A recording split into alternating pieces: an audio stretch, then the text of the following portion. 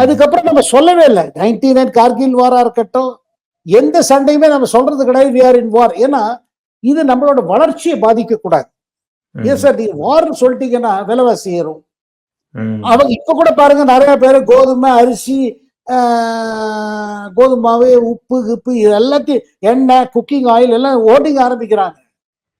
இன்னைக்கு பல ஊர்ல சொல்லப்பட்டிருக்கு தேவையே கிடையாது, நிறைய இருக்குது, கேஸ் சிலிண்டர் இருக்குது. We are stocked with food. There is no problem. And இது தொடர என்னன்னா சார், இது பாகிஸ்தான் கையில் இருக்கு.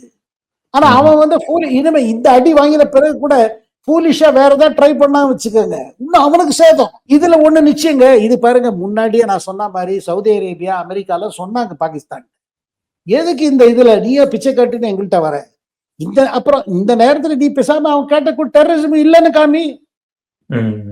IMFல இருந்து வேற நாங்க தானே பணம் வாங்கி கொடுக்குறோம். ஆனா பாகிஸ்தான் சார் கிறுக்கு புத்தி. நாய்வால் கேஸ் சார், நாய்வால் எப்படி நிமித்த முடியாதோ இவங்க their nature, their affinity is that sir. அது மென்டலி இஃப் யூ ஆர் ஒரு பர்டிகுலர் இன்க்ளினேஷன் இருந்தனா யார் மாத்த முடியும்? அந்த மாதிரி ஒரு பிரச்சனையில நம்ம மாட்டிட்டு